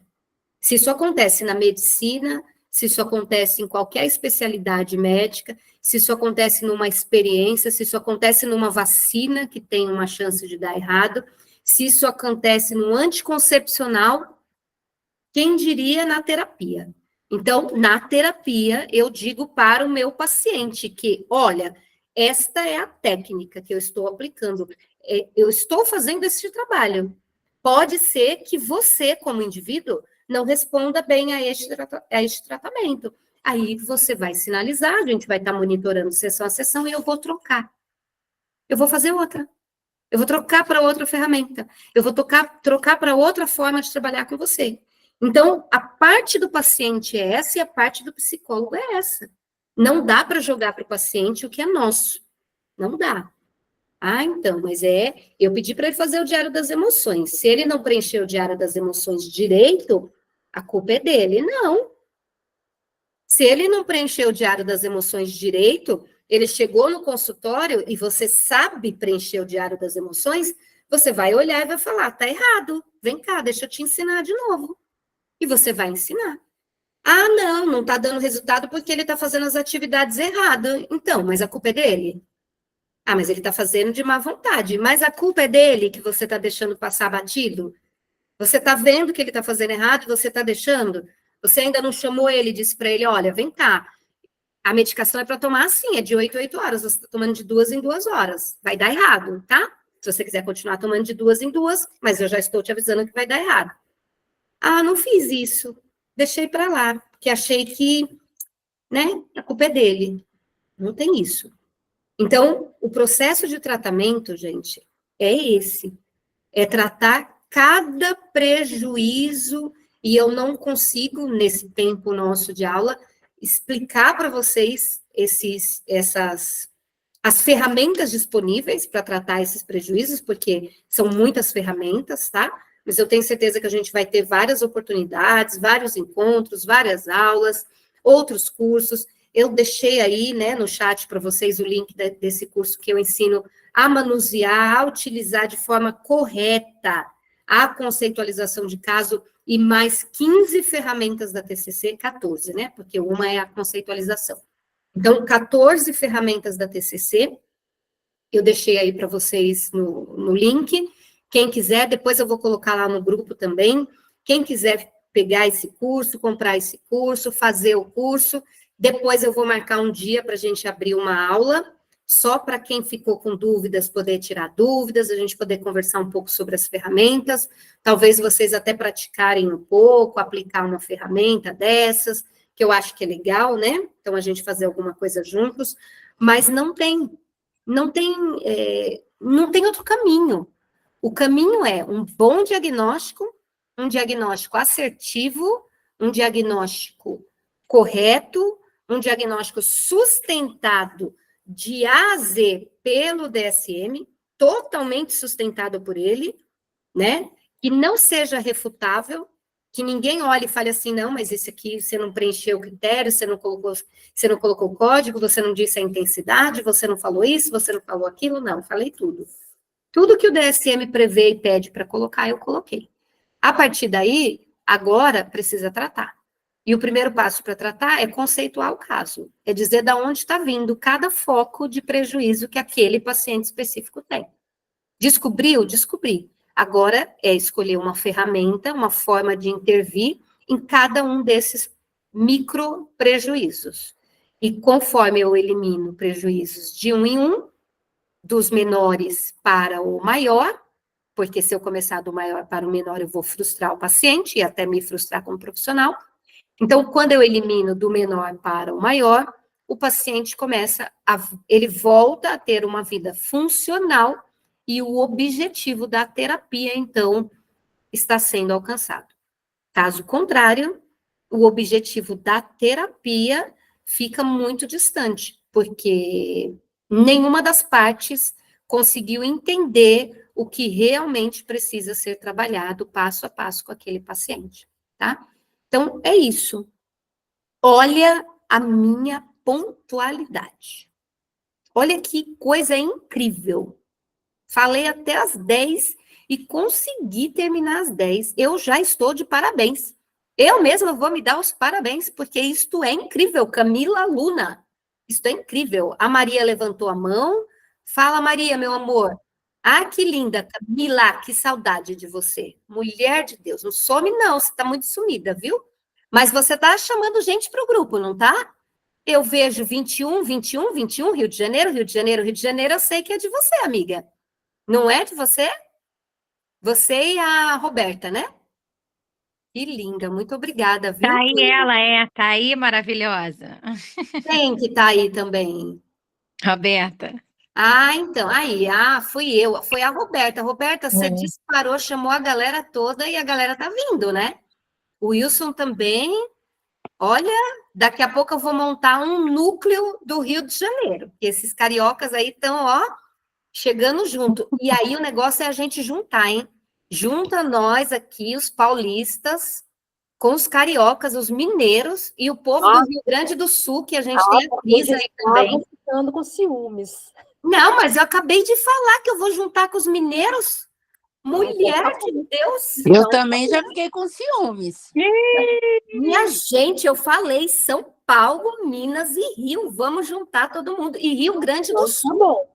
Vocês não façam drama, tá bom? Não façam drama. Ó, gente, para a gente encerrar, eu estou muito feliz que eu estou vendo aí os comentários. Eu Vocês quero saber o que gostaram. você falou de mim. Eu falei de você, que eu estava com saudade de você, e que eu já sinto que você é minha amiga sem a gente se conhecer pessoalmente. Porque a Maria, a auxiliadora maravilhosa, ela falou assim para mim, ai, será que as pessoas que estão aqui, elas são pessoas que já têm contato com a professora? Que ela disse que às vezes ela se sente meio, assim... Deslocada. É isso. Será que eu estou aqui, assim, só eu não conheço ela? E eu falei para ela que imagina, que muitos de vocês eu não conheço pessoalmente e que vocês já são todos meus amigos. Já tenho casa para ficar no Rio Grande do Sul, Minas Gerais, Rio de Janeiro. Amiga, já vai falando também que você também está com ciúmes e vamos que vamos. Ela tem um pedacinho para todo mundo. Um pedação, né? Um pedação. Mas quem tá com ciúme? Eu? Não, benção eu compartilho. Eu não tenho problema com isso, não. Que linda. Ô, minha gente, olha, não vamos ter, tá vendo, Gilene? Mas não tem problema não, amiga, porque vocês que estão aqui perto de mim, é mais fácil eu pegar vocês e trazer para o encontro presencial. E eu já estou organizando aí, marcando um curso presencial com vocês que estão perto. Agora, quem está mais distante já é mais difícil. Aí eu tenho que ir até vocês, que estão fora daqui de São Paulo, né? Já passear um pouquinho. Gente, ó, para a gente encerrar... Ô, Silvana, eu tenho... Olá, a Roberta falou que eu tenho que ir no Rio de Janeiro. Silvana, eu tenho Colocou, possibilidade Ana? Peraí, de Ana. em São Paulo, e sim, eu que estou dizendo.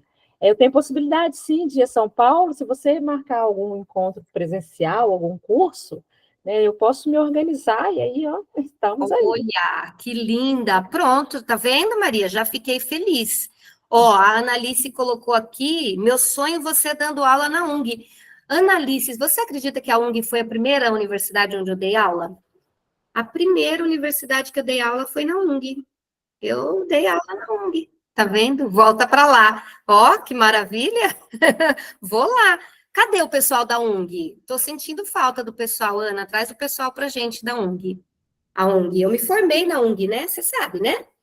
Você sabe que eu me formei na UNG, tá? Então, eu sou filha da UNG, tenho um amor muito grande, gosto muito da faculdade. Assim, para mim foi referência em muita coisa e continua sendo, né? Gente, olha, boa noite para quem já está saindo. Não esqueçam, o curso está aí das ferramentas.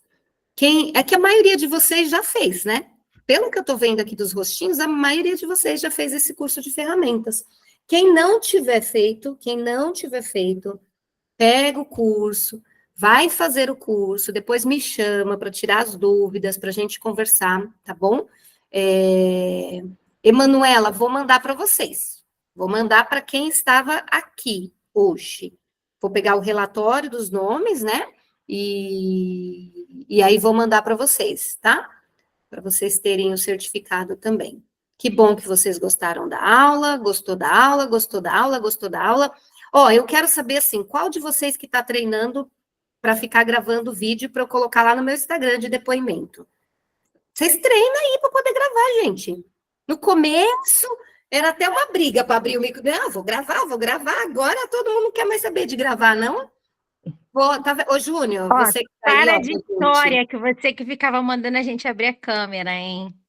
Não mandei hoje, né? Abre a câmera aí que eu vou bater a foto, printar a tela. Tá vendo? Vamos usar a velha tática, né? Preciso de 3 pacientes modelos, né? Então, assim, preciso de 3 alunos modelos Aí, ó, para 3. fazer os depoimentos, né? Preciso de 3 Só alunos tem. modelos para fazer o depoimento. Não, mas, ó, já tenho aqui, ó, já tenho a Camila, já tenho a Maria Auxiliadora, já tenho a Jussana, já tenho o Wilson, já tenho o Guilherme, a Patrícia, esposa do Guilherme, fala super bem esse casal lindo aí. Que mais? Vou falar os Silvana, nomes aqui, ó, esse pessoal que tá aqui, ixi, Daiane, Silvana, o Willio, pode falar, Cá. eu tive que fazer uma apresentação, né, na faculdade sobre TCC. Eu escolhi, né, TCC. Aí fizemos a divisão lá para falar e eu falei pra caramba, né, para variar. Aí no final das contas, eu perguntando para a Milene, né, uma das que participa com a gente também, né, eu falei, amiga, tu acha que ficou legal? Eu falei alguma besteira, ela, caraca, tu deu aula. Eu falei, também, né? Silvana me ensinando, aprendi direitinho. Olha lá, ó, dando aula já de TCC, tá vendo que maravilha? É isso aí, gente. Não, é isso aí. Ó, a Edneia tá aí também, uma linda. Semana passada teve com a gente no curso toda. Tá chique, né? Essa Camila, tá vendo, Ju? Tá arrasando, já tá lá dando aula agora. Perdi a resistência de aparecer, de falar, tá vendo? Você ficou mandando abrir a câmera aí, ó, tá vendo isso que dá. Viu como valeu a pena abrir a câmera? A Josimara também, que tá com a gente. A Vai ser meu Isabela. testemunho. Tá. Vai ser É meu mesmo. depoimento. Eu vou colocar lá depois, vou colocar esses depoimentos tudo. A Edneia é tímida. A Edneia não é tímida, não. Pode parar, tá? Fala super bem. A Rejane é uma querida, né? Tá com a gente acompanhando sempre. A Samanta, abre um pouco essa câmera aí, ó. Que isso, Samanta? Roberta, abre a câmera, Roberta. Vocês estão de Yuri. Olha que legal. A Roberta tá aí, ó. O Yuri tá aqui. O Yuri é o Yuri daqui, do ENIAC? Conta para mim se é esse Yuri. Sim, olha que maravilha. Que alegria, Yuri. Saudade, viu? Olha, que legal, você por aqui. Sexta-feira tem aula de terapia ABA, né? Quero ver. Fiz uma enquete, Júnior. Coloquei lá uma enquete. Escolham aí. 67 pessoas terapia ABA. Chamei a convidada. Eu não escolhi, mesmo? Aba. Eu não escolhi. Peguei a convidada, chamei ela, fiz a agenda dela, né? Ajustei a nossa. Falei, não, o pessoal lá quer entender, aprender tudo de aba. Vamos lá, amiga. Ela falou, claro, vou disponibilizar minha agenda. Aí, coloquei lá quantas pessoas? 5. Eu falei, não, tá de brincadeira, né?